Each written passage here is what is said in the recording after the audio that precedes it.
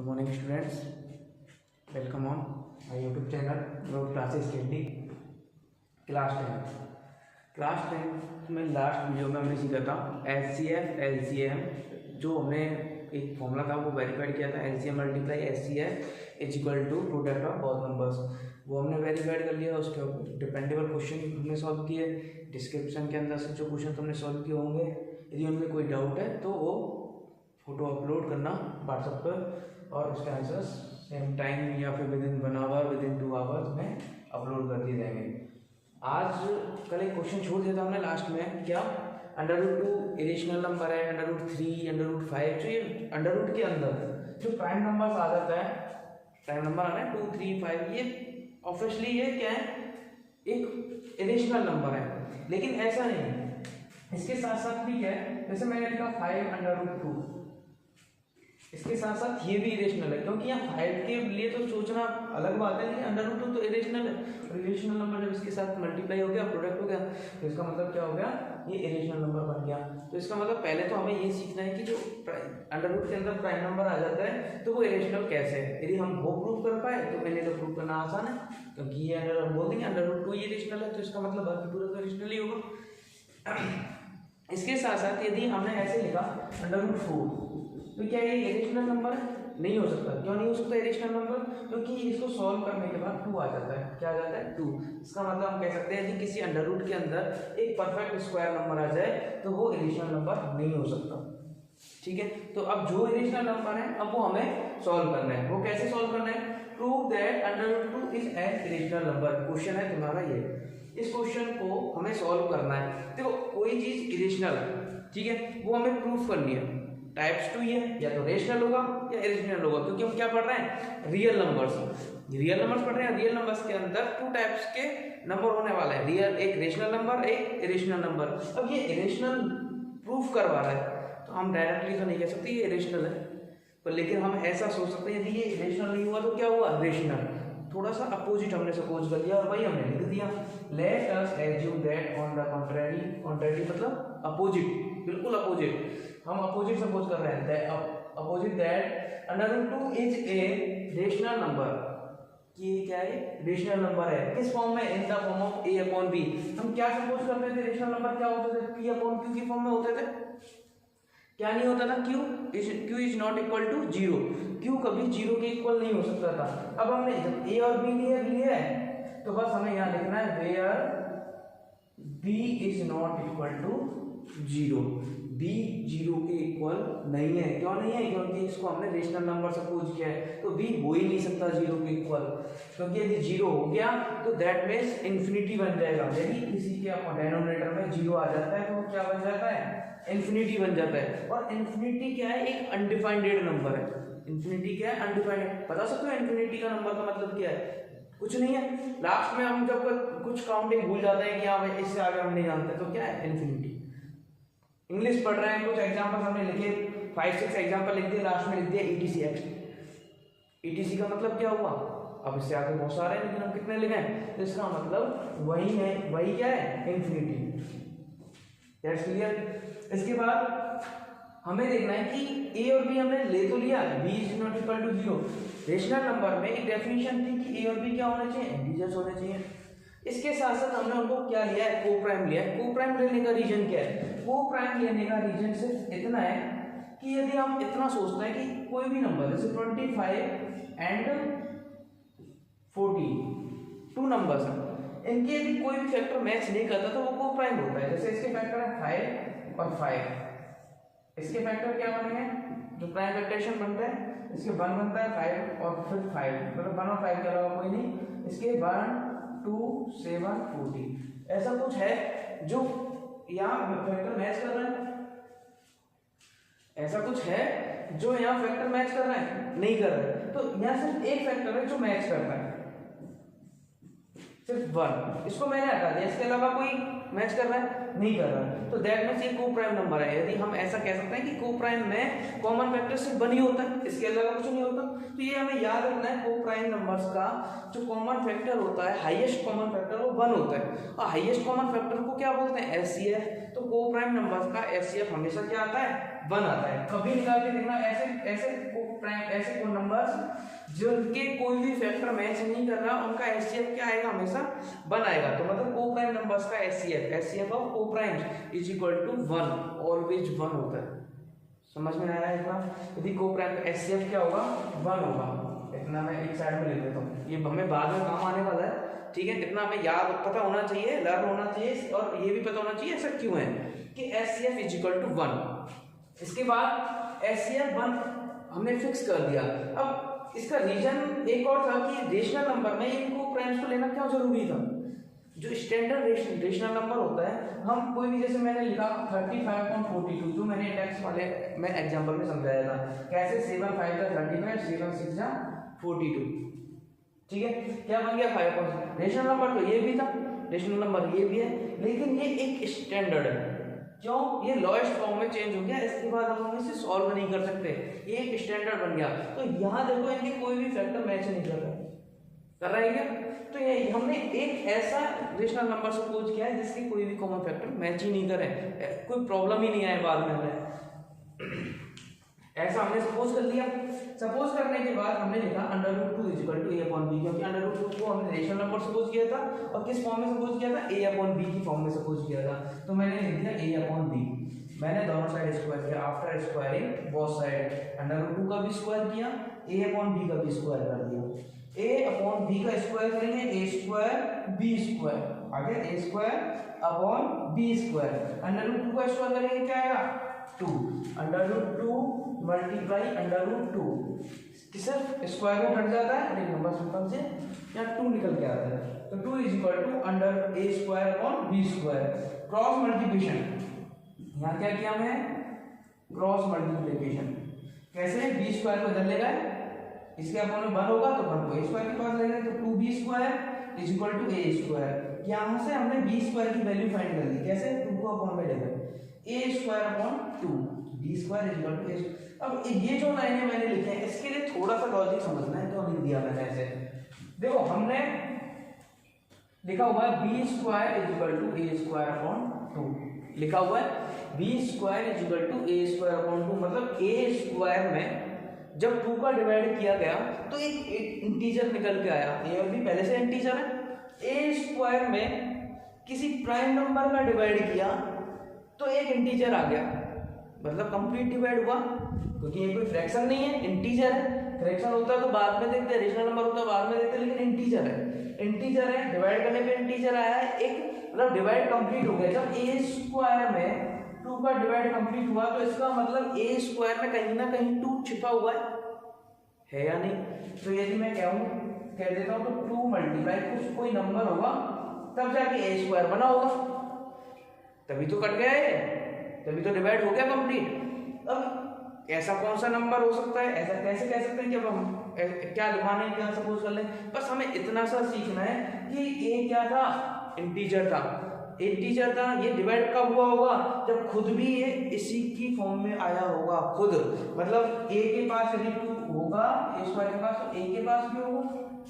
यदि कोई नंबर के पास a² के पास 2 होगा तो वो a के पास भी तो होगा, क्योंकि यहाँ कोई भी नंबर आ गया, जैसे मैंने लिखा यहाँ a का स्क्वायर, कोई भी नंबर लेते हैं 3 का 4 का स्क्वायर लेता है 16, 3 का नहीं ले सकते, ठीक है, क्योंकि यहाँ 2 है तो 2 कट रहा है, कब कटेगा, जब उसकी टेबल में आएगा, और टेबल में कब आएगा, मैंने 16 ले लिया, 16 किसका स्क्वायर है, 4 का स्क्वायर। That's clear. इसका मतलब स्क्वायर करने पर एक नंबर आ रहा था इंटीजर, किसी भी इंटीजर परफेक्ट स्क्वायर बनेगा, a यदि इंटीजर है तो परफेक्ट स्क्वायर तो बनेगा, 2 हुआ तो 4 बन गया, 4 हुआ तो 16 बन गया। 3 तो हम इसलिए नहीं ले सकते क्योंकि ये कट नहीं रहा, क्योंकि हमें तो यहाँ अंदाजा है कि ये कटने के बाद खुद कंप्लीट डिवाइड होगा, कट जाएगा, इंटीजर आएगा, तो इसलिए ऐसा नंबर भी नहीं लेना हमें a कि वो कटे ही नहीं। तो कटने के लिए अब मैंने 16 ले लिया, अब 16 क्या है, 4 का स्क्वायर, मतलब यहाँ 4 में भी 4 के पास भी 2 है, 2 मल्टीप्लाई 2, अगले वाले 4 के पास भी 2 मल्टीप्लाई टू, तो ए स्क्वायर ऐसा नंबर है जो 2 से डिवाइजेबल है, तो ए जो होगा वो भी 2 से डिवाइजेबल होगा। यदि ए स्क्वायर डिवाइजेबल है तो ए भी डिवाइजेबल होगा, मतलब ए स्क्वायर का एक मल्टीपल 2 है तो ए का भी होगा। पहली लाइन हमने लिख दी, A square is a multiple of 2, A will be a multiple of 2, A will be a multiple of 2, मतलब ए स्क्वायर 2 का एक मल्टीपल है तो ए भी 2 का एक मल्टीपल होगा। अब ये बात जो जिस बच्चे को समझ में आ गई बहुत अच्छी बात है, नहीं आई फिर से देखना, फिर से कोशिश करना सीखने की, फिर से देखना, एक और बार नहीं आए तो फिर से देखना, कई बार ट्राई करना, फिर भी नहीं आए तो ये एक ऐसे स्टेप है कि हम इसे डायरेक्टली बिना सोचे समझे लिख सकते हैं, हम इसको लर्न कर सकते हैं इस 2 स्टेप। हम जितनी बार कोशिश करेंगे एक बार तो आएगा और फिर भी तुम्हें लग रहा है कि नहीं ये तो नहीं मेरे समझ से बाहर है, ऐसा नहीं है। तुम यदि कम से कम 10 बार 20 बार 30 बार जितनी बार ट्राई करना चाहो करो, फिर भी नहीं आता है तो उसका एक पर्पज है लास्ट मोमेंट पे कम से कम इसे लर्न तो कर ही लो, जिससे हम इसे लिखने में आसानी हो जाए, टाइम वेस्ट भी ना हो।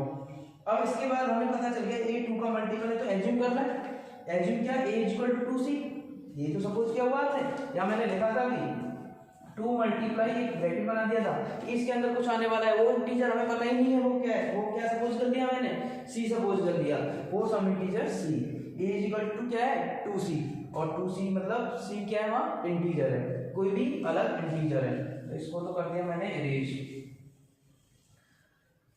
अब चलते हैं इस वैल्यू को a is equal to 2c को क्यों ना इसमें पुट कर दें, यहाँ b स्क्वायर पहले से लिखा हुआ है, a की वैल्यू 2c, स्क्वायर लगा हुआ है तो स्क्वायर लगा दिया, और यहाँ 2 तो अपॉन में 2, कैसे क्लियर, 2c स्क्वायर मतलब 4, 2 का स्क्वायर 4, c स्क्वायर अपॉन 2, 2 से 4 2 टाइम कट हो गया, इधर से मैंने c स्क्वायर की सही है, c स्क्वायर की वैल्यू मैंने फाइंड कर दी तो 2 को अपॉन में ले गया, ये b स्क्वायर अपॉन 2 हो गया, मतलब c square equal to b square upon 2, जैसा यहाँ बना a स्क्वायर अपॉन 2 वैसा यहाँ बन गया b स्क्वायर अपॉन 2, जैसा a के लिए लिखा वैसे b के लिए सोचेंगे, वैसे ही लिखेंगे, b square is a multiple of 2, b will be a multiple of 2, मतलब देखो यह क्या हो रहा है, a स्क्वायर का एक मल्टीपल, a स्क्वायर जो है 2 का मल्टीपल है, मतलब 2 का एक फैक्टर है, ठीक है, b स्क्वायर a मल्टीपल है 2 का तो a 2 उसका फैक्टर है, b 2 का मल्टीपल है तो जिसका मतलब ये भी एक फैक्टर है, मतलब a और b दोनों के पास एक कॉमन फैक्टर क्या हो गया 2 हो गया है, यानी एक कॉमन फैक्टर क्या हो गया 2, जबकि हमने तो पहले सपोज किया था, को प्राइम सपोज किया था कि कोई भी फैक्टर मैच ही नहीं करेगा, सिर्फ 1 मैच करेगा, 1 तो 1 के अलावा कुछ नहीं, यहाँ तो 2 भी आ रहा है, अब 2 आ रहा है तो क्या करें, इसको देखते कैसे लिखेंगे हम, फ्रॉम फर्स्ट, इस इक्वेशन को मैंने फर्स्ट बोला, इसको मैंने सेकंड बोल दिया, हमें काम किससे, एक तो इससे, a will be a multiple of 2, b will be a multiple of 2, ये a भी 2 का मल्टीपल है, b भी 2 का मल्टीपल है, तो इसका मतलब 2 a और b दोनों का फैक्टर है, तो from first and second b obtain that, हमने जो ऑब्टेन किया है वो क्या है 2 इज ए कॉमन फैक्टर है, यानी 2 कॉमन फैक्टर ये आया था हमने लिख दिया, of a and b, a और b का, बट अब क्या मतलब क्या ऐसा हो गया बट आ गया, मतलब कि हमने ये लिख दिया कॉमन फैक्टर है, लेकिन हम पहले से क्या सोचे चले को प्राइम, इसका मतलब ये बात और ये बात दोनों अलग अलग हो गई, डिफरेंट बिल्कुल, तो इसका मतलब but this contradict the fact that, हमारा ये जो फैक्ट है कि a और b कॉमन फैक्टर नहीं रखते हैं, a and b have no common factor other than 1 के अलावा कोई भी कॉमन फैक्टर नहीं रखते हैं, तो ये बात हमारी गलत हो गई, बिल्कुल अलग हो गई, हुई या नहीं हुई अलग, तो ये बात अलग हो गई, तो इसका मतलब this means that our supposition is wrong, जो हमने एज्यूम किया था, हम जो लेके चले थे वो रॉन्ग है, ये तो कैसे रॉन्ग हो सकता है, जो हमने सोचा अपने माइंड से वही रॉन्ग हो सकता है, ठीक है, यदि ये रॉन्ग है तो इसका मतलब ये रेशनल नहीं है, रेशनल नहीं है तो क्या है इरेशनल है, तो हेंस इसलिए √2 is an irrational number, that's clear, एक बार स्क्रीनशॉट ले लीजिए।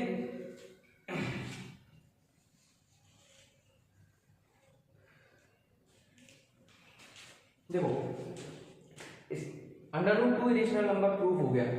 इसी क्वेश्चन को मैं एक बार फिर से समझाता हूँ, लेकिन इस बार मैंने इसको 3 कर दिया। 3 के लिए समझना, prove that under root 3 is irrational number. तो यहाँ 3 को हमें इरेशनल नंबर सपोज करना पड़ेगा, वही a अपॉन b में करना पड़ेगा। a और b इंटीजर होंगे, को प्राइम भी होंगे। यहाँ अंडर रूट 2 का क्या काम, यहाँ 3 कर देंगे, 3 का ही अंडर रूट 3 का स्क्वायर करेंगे, इधर 3 आ जाएगा, इधर भी 3 आ जाएगा, क्योंकि क्रॉस मल्टीप्लिकेशन 3 से होगा, 3b स्क्वायर आएगा। और यहाँ भी हम क्या करेंगे, डिवाइड 3, और यहाँ भी क्या है, प्राइम नंबर है, तो वही प्राइम नंबर, तो मतलब ऊपर भी वही मल्टीपल किसका बनेगा, 3 का बनेगा। यहाँ भी मैंने इसको 3 कर दिया, a को भी मैं 3 का मल्टीपल सपोज करके चलूंगा, a equal to 3c for some integer c, and b की जब a की वैल्यू पुट करेंगे b स्क्वायर के सामने, तो वो 2c के बजाय अब 3c पुट करेंगे, और 3c का स्क्वायर 9 होगा। और यहाँ हमारा 3 चल रहा है, पहले से चल रहा है कि नहीं चल रहा, तो यहाँ भी 3 होगा। जब 9 कट होगा तो 3 आ जाएगा, और 3 आएगा तो यहाँ अपॉन में भी 3 जाएगा b स्क्वायर के अपॉन में, और जब b स्क्वायर के अपॉन में 3 जाएगा तो b स्क्वायर 3 का मल्टीपल होगा, और b किसका मल्टीपल होगा, 3 का। तो कॉमन फैक्टर भी 3 होगा, 3 इज ए कॉमन फैक्टर, और आंसर भी क्या आएगा, दैट्स क्लियर।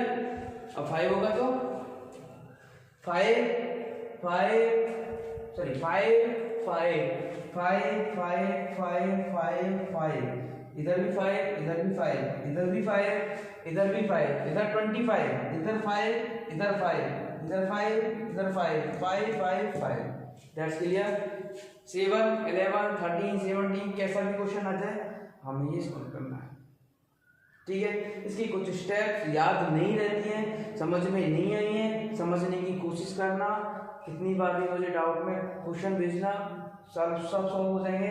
लेकिन यदि फिर भी नहीं आ रहा है कि नहीं, अब इसमें टाइम वेस्ट बहुत ज़्यादा हो रहा है, एग्जाम टाइम में तब भी तुम्हें सॉल्व नहीं होता है, तो एग्जाम टाइम में पास आने तक तुम्हें इतना याद रखना है कि ये लास्ट में फिर तुम्हें लर्न ही करना है।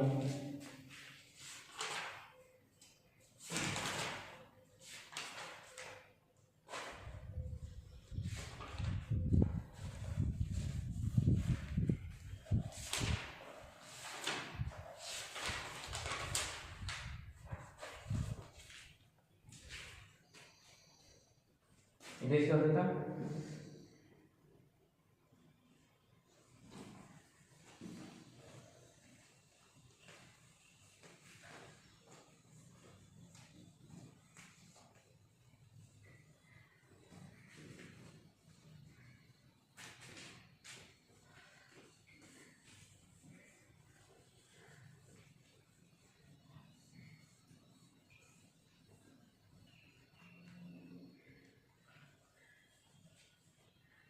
देखो अब नेक्स्ट क्वेश्चन में समझा रहा हूँ 5 माइनस अंडर रूट 3।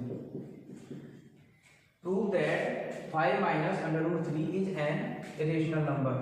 अब हमें रेशनल नंबर सपोज करना है, 5 माइनस अंडर रूट 3 कर लिया सपोज। ये क्या है, ए अपॉन बी की फॉर्म में सपोज करेंगे, B is not equal to 0, B A और बी इंटीजर्स है और क्या है, को प्राइम्स भी हैं। देखो इसके अंदर ये नहीं लिखा हुआ कि क्वेश्चन ये क्या, एग्जाम जो बुक में हम पढ़ते हैं तो क्वेश्चन इस तरीके का मिलता है, आर डी शर्मा पढ़े हैं, एनसीईआरटी पढ़े हैं, तो लिखा हुआ होगा prove that 5 minus under root 3 is an irrational number. लेकिन एग्जाम में क्वेश्चन कैसे आता है, prove that 5 minus under root 3 is an irrational number where under root 3 is और ए इरेशनल नंबर। पहले से अंडर रूट 3 को इरेशनल नंबर बोल दिया जाता है, क्योंकि उसका सॉल्यूशन हमें करना नहीं होता है। जब अंडर रूट 3 खुद को इरेशनल प्रूव करना था तब तो हमने इतना बड़ा मेथड करा, लेकिन इसको प्रूव करने के लिए पहले इसको करें फिर उसको करें, ऐसा नहीं करना होता। क्वेश्चन में एक लाइन एक्स्ट्रा लिखी आती है कि अंडर यहाँ जो अंडर रूट दिया हुआ है उनमें से कोई ना कोई एक अंडर रूट तुम्हें पहले ही क्या बोल दिया जाता है कि वो क्या है, एक इरेशनल नंबर है। अब इरेशनल नंबर है तो दैट मींस ऐसे क्वेश्चनों को हम कैसे सॉल्व करना है, 5 माइनस अंडर रूट 3 ए अपॉन बी। अब इतना तो हमें पता ही है अंडर रूट 3 इरेशनल नंबर है, तो हमें क्या करना है, ए अपॉन बी की फॉर्म को इक्वल पे सपोज कर लेना है। जैसे 5 minus under root 3 is equal to a upon b. Any problem? मैंने इसको चेंज किया, ए अपॉन बी को इधर ले आए, अंडर रूट 3 को उधर ले गए, लेगा या नहीं लेगा?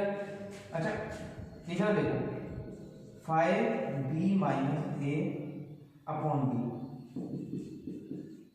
हमें अच्छे से पता है कि b 0 के इक्वल नहीं है, अच्छे से पता है। तो इसका मतलब ये कोई नंबर है, इधर सॉल्व होके अब चाहे 0 आ जाए, चाहे नेगेटिव नंबर आ जाए, चाहे कुछ भी आ जाए, ए और बी इंटीजर है, कुछ भी आंसर आ सकता है, इधर सॉल्व होके कोई भी इंटीजर आ सकता है, तो ये क्या बनेगा? एक रेशनल नंबर बनेगा।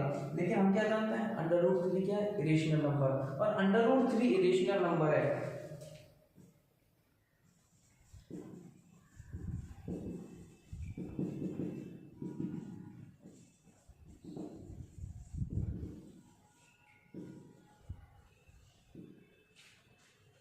ठीक है, दैट मीन्स आवर एज्यूमेशन रॉन्ग, हमारा जो सपोजिशन था वो रॉन्ग हो गया, क्योंकि अंडर रूट 3 क्या है? एक इरेशनल नंबर है, तो ये भी एक इरेशनल नंबर होगा। इरेशनल नंबर होगा तो इसका मतलब बी क्या होगा? 0 होगा, सीधी सी बात। और तो किस तरीके से ये क्या हो जाएगा? इरेशनल नंबर बन नहीं है, बी 0 हो गया मान लो, तो यहाँ हमने 0 सपोज किया, b is not equal to 0, so that means but this contradicts, and 5 minus under root 3 is an irrational number। ये सॉल्व हो गया।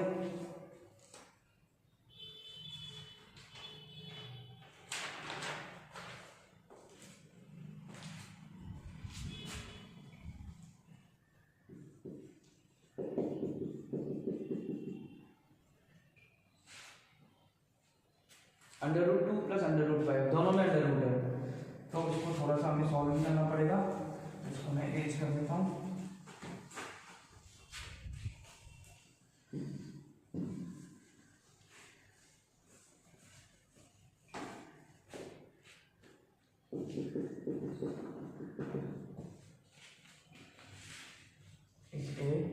Rational number in the form of a upon b, where b is not equal to 0, a and b are integers and co-prime। Under root 2 plus under root 5 is equal to a upon b। मैंने क्या किया? दोनों side square कर दिया, sorry square बाद में, पहले मैंने एक को ट्रांसफर कर दिया। इससे क्या होगा?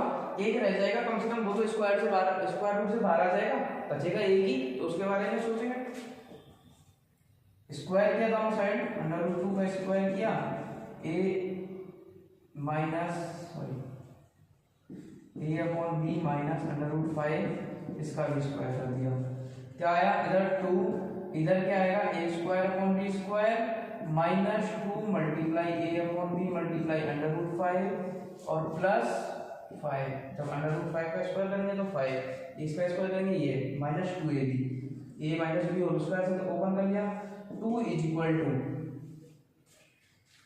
a square upon b square minus 2 under root 5 a upon b plus 5।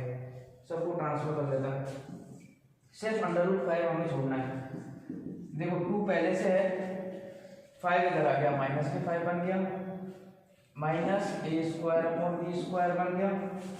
ठीक है, इधर क्या बच रहा है? Minus 2 under root 5 a upon b। मैंने क्या किया? Minus 3 minus a square upon b square. ठीक है, 2 minus 5 minus 3 minus a square upon b square is equal to minus 2 under root 5 a upon b।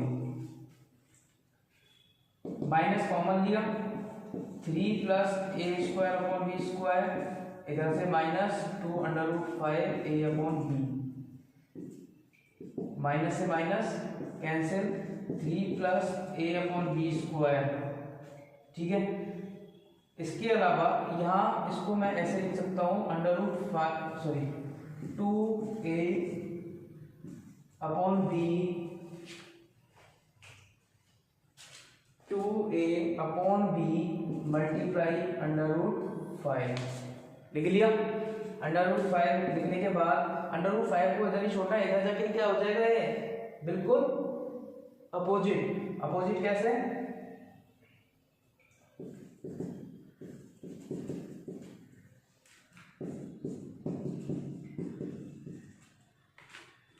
B upon 2a, 3 plus A square upon B square multiply 2a upon B, ये change हो गया, b upon 2a में is equal to क्या है √5। देखो a और b पहले से इंटीजर है, ठीक है, a और b क्या है पहले से इंटीजर। तो अब हमें पता है कि √5 तो क्या है इरेशनल, तो ये पूरा भी इरेशनल होगा। और ये कहाँ से निकल के आया, यहाँ से ऊपर तक जाएंगे, ऊपर तक जाएंगे, लास्ट में क्या जाएगा √2 plus √5, then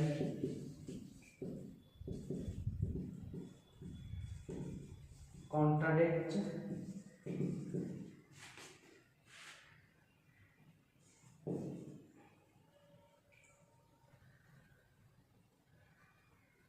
this contradicts is the fact of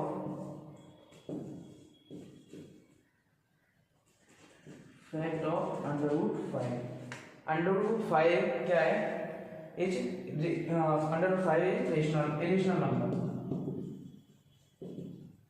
हमने पहले √5 को रेशनल कर दिया, तो बाकी पीछे तक जाएंगे तो √5 यहाँ रेशनल आ गया, तो ये पूरा क्या बन गया इरेशनल नंबर बन गया।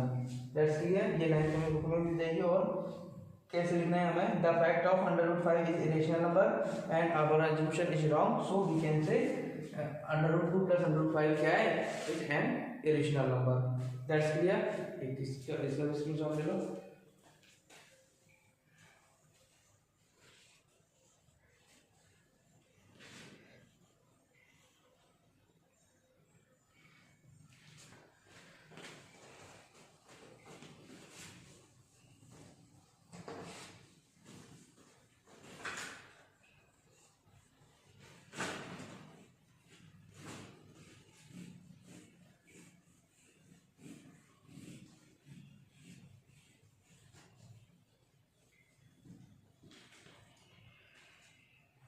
देखो इसके बाद एक लास्ट टॉपिक बचा है।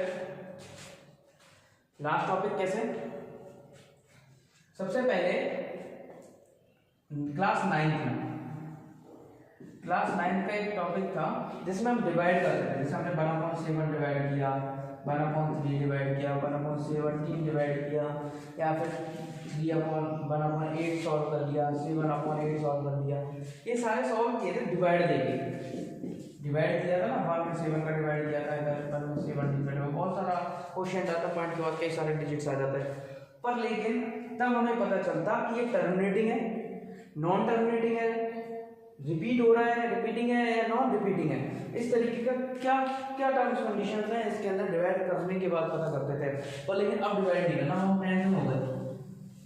अब किसमें हो गए हम 10th में हो गए। अब हमें बिना डिवाइड करे बताना है, इतना स्मार्ट बन जाना है कि बस देखते हमें थोड़ा सा सॉल्व किया, डिवाइड नहीं करना, थोड़ा सा भाई कुछ मन में चला, कुछ नोटबुक में चला और बता दिया कि ये क्या होगा, क्या होगा मतलब कौन कौन सी कंडीशन बनेगी। एक तो बनेगी टर्मिनेटिंग, टर्मिनेटिंग का मतलब डिवाइड कंप्लीट हो जाना, डिवाइड कंप्लीट हो गया इसका। और नॉन टर्मिनेटिंग, यदि नॉन टर्मिनेटिंग, देखो डिवाइड कंप्लीट हो गया तब तो कोई केस बना ही नहीं, यदि डिवाइड कंप्लीट नहीं हुआ तो दो केस बन गए। कौन सा, कि वो डेसिमल के बाद, पॉइंट के बाद रिपीट होगा या नहीं होगा, होगा तो रिपीटिंग, और नहीं होगा तो नॉन रिपीटिंग।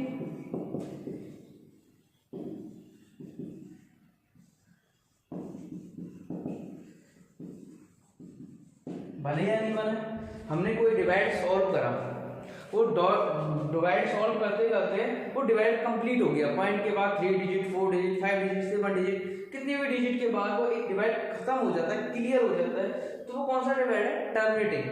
मतलब वो क्या है, क्या बोलेंगे उसको हम, टर्मिनेटिंग कहेंगे। नॉन टर्मिनेटिंग मतलब डिवाइड कंप्लीट नहीं हुआ, जब कंप्लीट नहीं होता तो पॉइंट के बाद या तो चलता ही रहता है, या फिर ऐसा होता है कि कोई नंबर रिपीट होने लग जाता है। रिपीट होने लग जाता है क्या मतलब, रिपीटिंग, और नहीं होता है तो नॉन रिपीटिंग। इंडेक्स के अंदर हम पहले से जान चुके हैं, मैंने स्टार्टिंग में बता चुका हूं कि ये जो केस होता है ये एक इरेशनल नंबर का केस होता है, इरेशनल नंबर का केस होता है, जबकि ये कैसा, ये दोनों कैसे केस होता है, रेशनल नंबर के केसेस होता है। यदि कोई भी रेशनल नंबर लिखा हुआ है तो आंसर हमें इन दोनों में से मिलने वाला है। मिलने वाला है या नहीं मिलने वाला। और यदि तुमसे केसेस ये दे दिए कि ये वाला केस है तो बताओ बताओ कैसे डेनोमिनेटर कैसा होगा, या फिर ये वाला केस है तो डेनोमिनेटर कैसा होगा, ये केस है तो डेनोमिनेटर कैसा होगा, उसके बारे में भी हम क्लियरली वही अपोजिट माइंड करेंगे।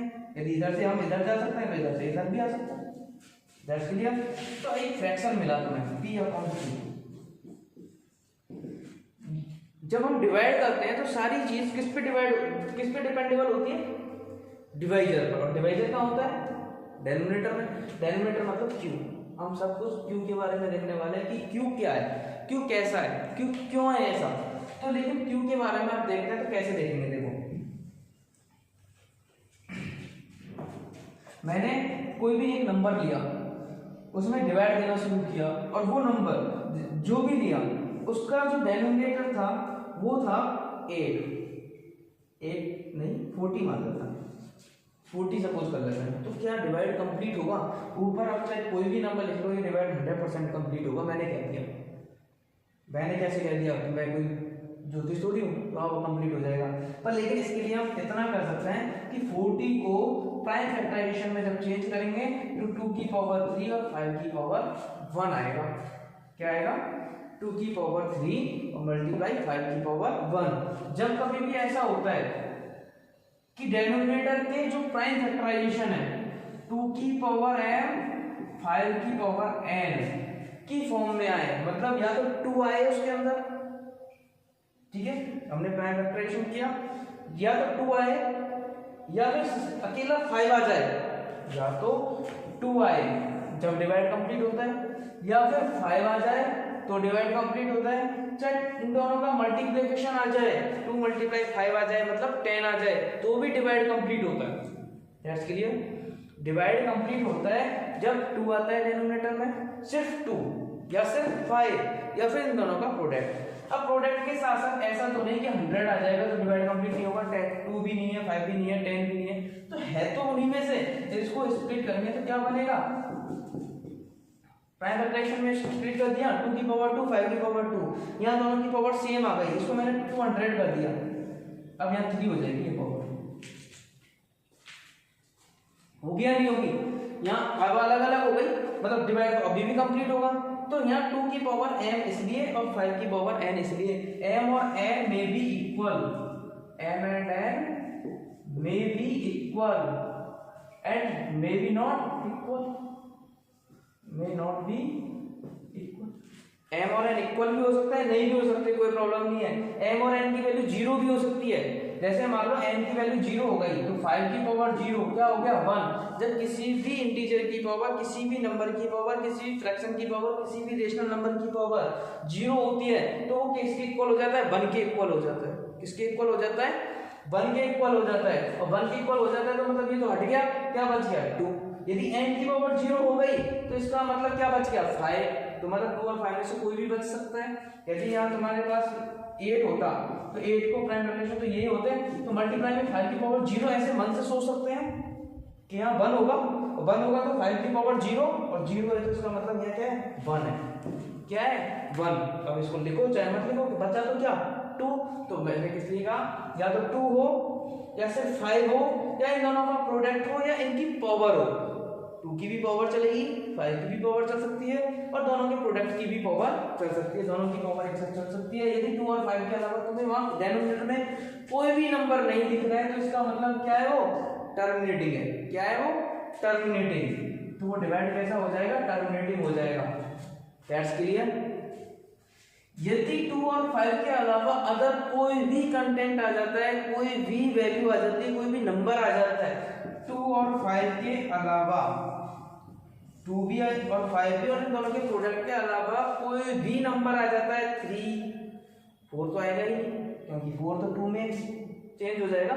हम जब प्राइम फैक्टराइजेशन करेंगे तो 3 आ जाए, 7 आ जाए, 11 आ जाए, कोई भी ऐसा नंबर आ जाए कि जो 2 और 5 के साथ मैच नहीं कर रहा, 2 और 5 नहीं बन पा रहा, तो जैसे 3 आ गया तो वो सारे केसेस किसमें जाएंगे, non terminating repeating other content with 2 and 5। अब जरूरी थोड़ी है 2 and 5 आए तो ही साथ में आए, 2 और 5 नहीं आए और 3 आ जाए तो अकेला, तो मतलब 2 और 5 की तो पावर क्या हो गई वहाँ 0 हो गई, और साथ में क्या आया है 3, हमें दिखेगा नहीं लेकिन है क्या है 2 की पावर 0, 5 की पावर 0, 1 हो गए, इसलिए हम उन्हें हटा देते हैं। जब कभी भी हम 1 में 3 का डिवाइड करते हैं तो कभी डिवाइड कंप्लीट नहीं जाता, क्या आता है रिपीटिंग केस आता है।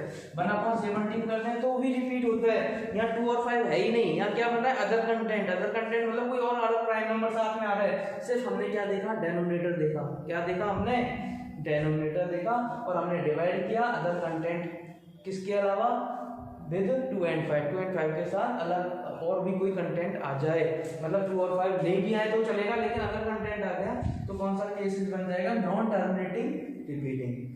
ये वाला केस तो बेचारा बनता ही नहीं है डिवाइड करने से। इसमें हम क्या करते हैं डिवाइड करते जाते हैं और ना तो रिपीट होता है ना कुछ होता है। तो ऐसा केसेस तो शायद आज तक हमारे सामने आया नहीं डिवाइड करने से। तो ऐसे केसेस बनते कैसे, जैसे मैंने लिखा 0.13 013 0013 3 टाइम 0 1 3। अच्छा अब बताना कितनी जीरो आई थी, पहले एक भी नहीं आई थी पॉइंट के बाद, फिर एक आई 1 आई थी, फिर 2 आई थी, फिर 3 टाइम, फिर अब 4 टाइम, फिर 5 टाइम। तो इसका मतलब ये जीरो यहाँ तक चलती रहेंगी और इस तरीके का ये कंटेंट यदि बनता है, यदि स्टैंड्स ऑन चल रहा है तो ये क्या है इरेशनल नंबर है। कैसा नंबर है इरेशनल नंबर। तो इसका मतलब हम ये भी सीख गए कि इरेशनल नंबर कैसे डिफाइन होता है और इरेशनल नंबर को हम कैसे बोलते हैं। यदि कोई डिवाइड हमने नहीं करना है, लॉन्ग डिवीजन नहीं करना है, डिवाइड नहीं करना है, डिवाइड को लॉन्ग डिवीजन बोलते हैं क्लास 10 के अंदर, उसको लॉन्ग डिवीजन नहीं करना है तो हमें कैसे पता चलेगा कि वो डिवाइड खत्म होगा या नहीं होगा, और नहीं होगा तो रिपीट होगा या नॉन रिपीट होगा। तो केसेस तो तुम्हारे दो ही बनने वाला है। पर लेकिन मैंने लिखा 5.7385, क्या इनमें से कौन सा केसेस है टर्मिनेट, क्योंकि डिवाइड कंप्लीट हो गया, आई नहीं कुछ आगे, एंड ऑन भी नहीं है और डिवाइड कंप्लीट है। तो एंड टर्मिनेट है, तो तुमसे पूछा जा रहा है कि बिना कुछ सॉल्व करे, बिना एक्सपोनेंट की हेल्प से सिर्फ इतना बताना है कि ये कैसा रेशनल नंबर है। ये एक ऐसा रेशनल नंबर है जिसके डेनोमिनेटर 2m मल्टीप्लाई 5n की फॉर्म में है, प्रोडक्ट ऑफ 2 की पावर n एंड 5 की पावर n, जिसका डेनोमिनेटर किस फॉर्म में है 2 की पावर n मल्टीप्लाई 5 की पावर n। इसके बाद यदि मैंने लिखा 5.137, इसके ऊपर मैंने रिक्वायरिंग लगा दी। अब कैसा है रिपीट हो रहा है, 137 रिपीट होगा। रिपीट वाले केसेस किसमें आएंगे, इसमें 2 और 5 के लिए के अलावा अदर कंटेंट भी है, ठीक है। This denominator have other content with 2 and 5 के साथ साथ अलग कंटेंट भी रखता है, इसलिए ये क्या है रिपीटिंग केस। और यदि मैंने लिख दिया, अभी मैंने जैसे लिखा 0.012 2 1 2 2 2 1 2 2 2 2, पहले 1 time, 2 time, 3 time, 4 time and so on. तो ये ऐसा केस क्या है इरेशनल नंबर। इसे हम कैसे डिफाइन करें, कैसे भी नहीं कर सकते, ना तो ये इस केस में है ना ये इस केस में। That's clear, it is irrational number. आज के लिए इतना ही बहुत। ऑलमोस्ट क्या चैप्टर फर्स्ट कंप्लीट हो चुका है। यदि कोई भी क्वेश्चन तुम्हारा अभी भी बच रहा है, उस क्वेश्चन की पिक मुझे भेजना, फोटो भेजना मुझे व्हाट्सएप पर, या फिर कमेंट में भी शायद भेज सकता है, या कमेंट में जो भी बुक का क्वेश्चन है वो लिख के मुझे टाइप करके भेज सकता है, और वहाँ से हमें सॉल्व करके तुम्हें आंसर मिल जाएगा। इसके अलावा इसी डिस्क्रिप्शन के साथ जो ये वीडियो कंटेंट हुई है, वीडियो तुम्हें मिलेगी, इस डिस्क्रिप्शन में इस एक्सरसाइज के अलावा, इस टाइप के क्वेश्चन के अलावा सम इंपॉर्टेंट क्वेश्चन भी शामिल है। सम इंपॉर्टेंट क्वेश्चन है, वो तुम्हें 100% सॉल्व करना है। उनका अलग से नोटबुक बना लेना, ऐसे सब जो हम पढ़ रहे हैं, जितने भी हम क्वेश्चन कर रहे हैं उसमें ऊपर हेडिंग डाल देना सम इंपॉर्टेंट क्वेश्चन, और वो तुम्हें सॉल्व करना है। डाउट हो तो मुझे भेजना है, वो मैं क्लियर करूँगा।